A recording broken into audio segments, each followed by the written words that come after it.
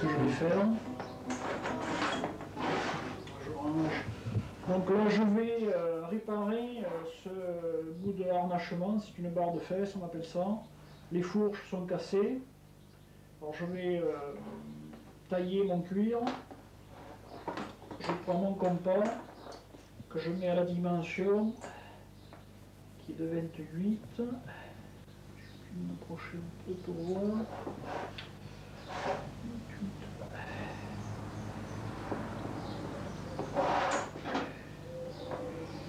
Voilà, j'ai tracé mon trait qui me donne la largeur de ma bande. Je prends mon couteau à pied.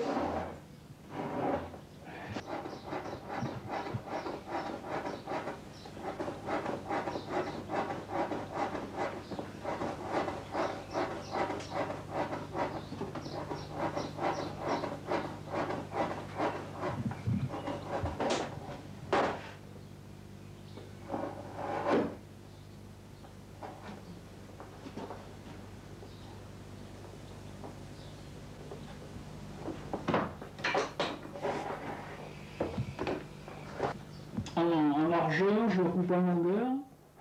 Là, j'ai fait mes repères. Voilà. Je fais les bouts. Pour les harnais, on fait les bouts en ogive.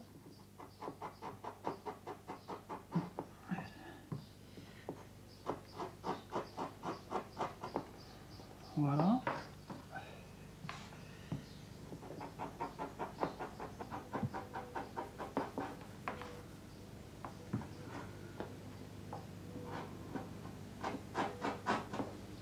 Je me présente, Jean-Pierre Bontemps, sellier bourrelier à Saint-Astier. Je vais essayer de vous présenter mon métier.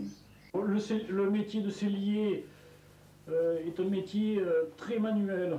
Déjà, celui qui ne sait rien faire de ses 10 doigts, ben, c'est même pas la peine de penser à faire ce métier. Et on en apprend tous les jours.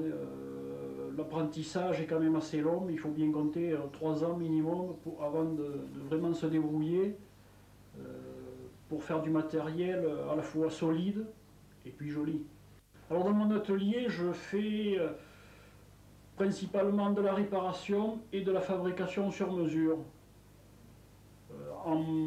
Je fabrique surtout du harnais d'attelage, mais je fais également du matériel de randonnée ou des enraînements pour les concours hippiques ou tout autre matériel. Là, je vais préparer pour ma couture. Je vais désépaissir le cuir sur les différentes parties. Là, je prends mon couteau à pied. Voilà. Il coupe bien, ça se fait tout seul.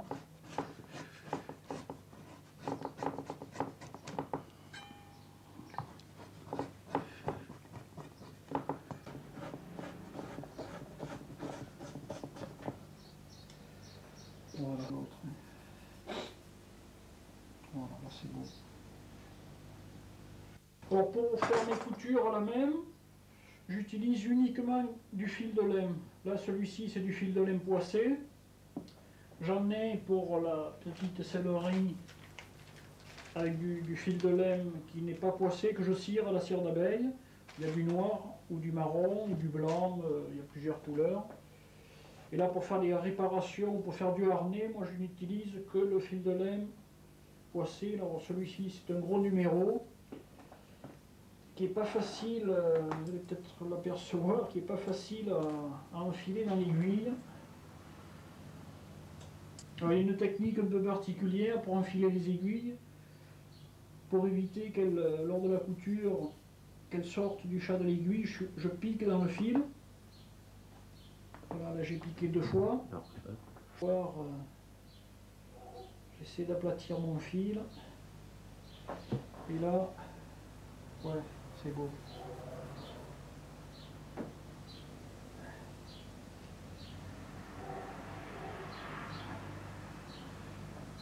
Voilà, alors je vais le tenir à la pince. Voilà, une fois que j'ai enfilé, j'ai piqué 2 fois dans le fil.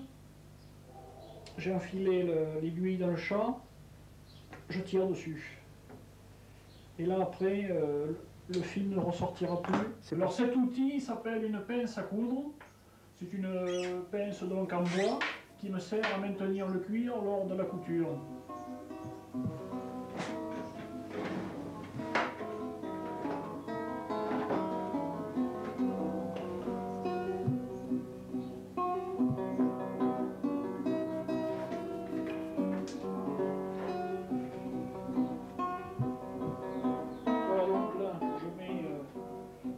Entre les deux mâchoires et avec les jambes, je tiens le cuir comme ceci. Voilà, je prends mon fil. Oui. Pour coudre, donc, je vais utiliser une brosse à laine que je plante dans le cuir. Voilà, je fais des trous pour le démarrage. Je double toujours les points.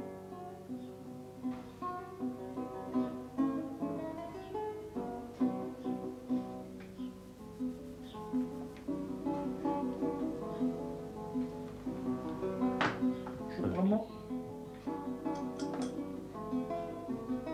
Voilà.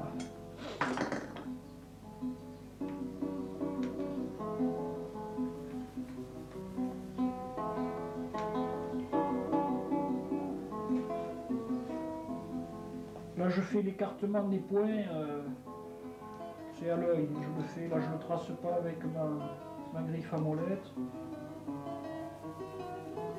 Je le fais à l'œil. Alors, pour planter, par contre, la laine, voilà, la laine est plantée toujours perpendiculaire par rapport au bord du cuir.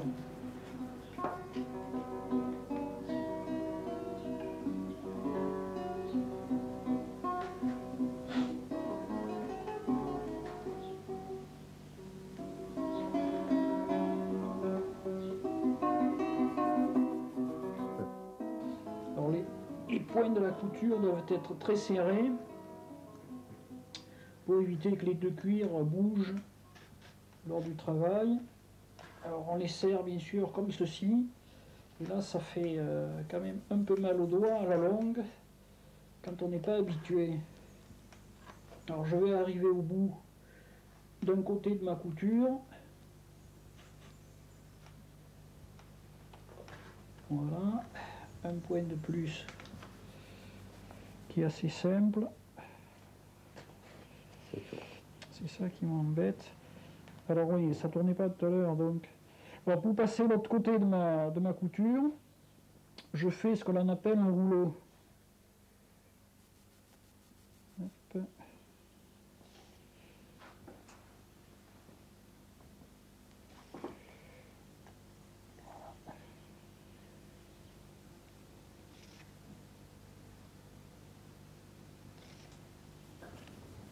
Alors là, je serre et aussi mon rouleau, je regarde s'il est bien en place, s'il est bien serré, c'est parfait, je peux continuer.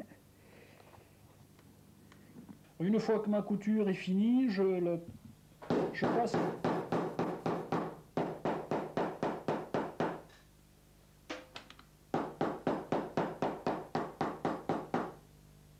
Voilà, je l'ai martelé, comme ça le fil est rentré dans le cuir, et il n'y aura pas d'usure du fil prématurément.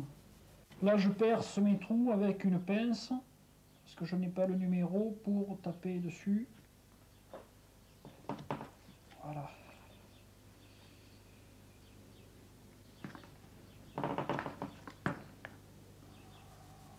Alors, bien percer les trous au milieu, si possible.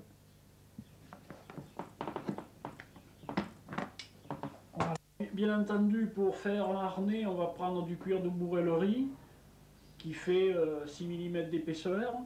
Et pour faire une selle, on va prendre du cuir sellerie qui fait 4 à 4,5 d'épaisseur.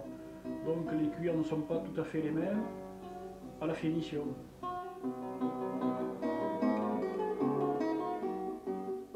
Alors de ce bout de cuir, je vais faire un cul rond, c'est-à-dire c'est une partie sur une croupière qui passe sous la queue du cheval. Je vais vous le faire voir une fois fini.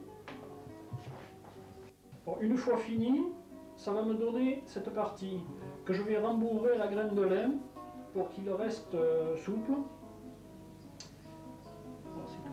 Je mets à tremper mon cuir dans l'eau chaude pendant 1 heure au minimum, voilà, pour que le cuir s'assouplisse, que je puisse bien le garnir et surtout que pour éviter de faire des plis à ce niveau. C'est tout.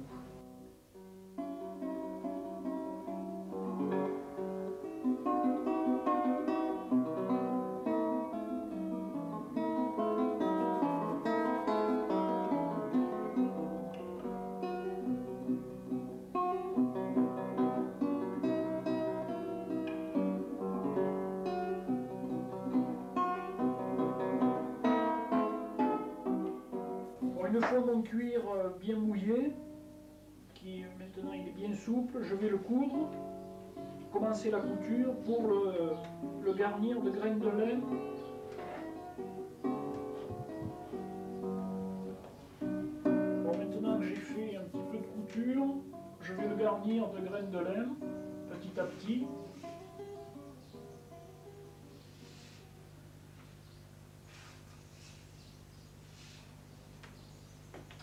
Et la graine de lin, je la tasse avec là je le fais avec un rembourroir de sellier.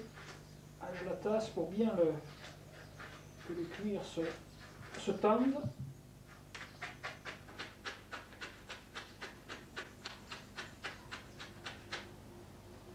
Voilà, là il commence à prendre forme, là il commence à durcir dans le bout.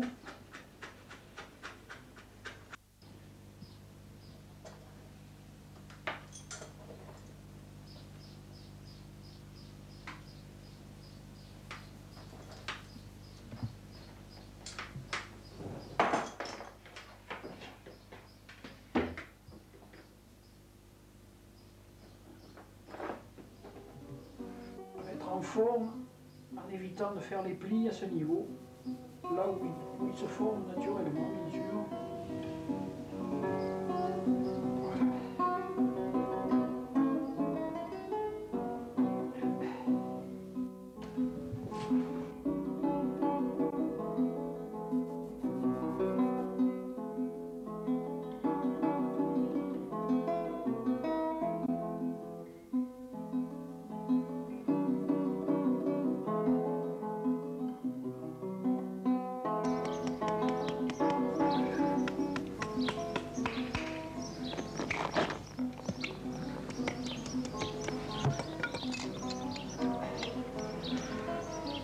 Je retrouve le geste.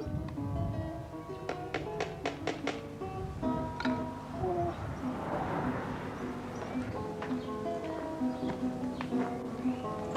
Alors la sellette avec l'avaloir.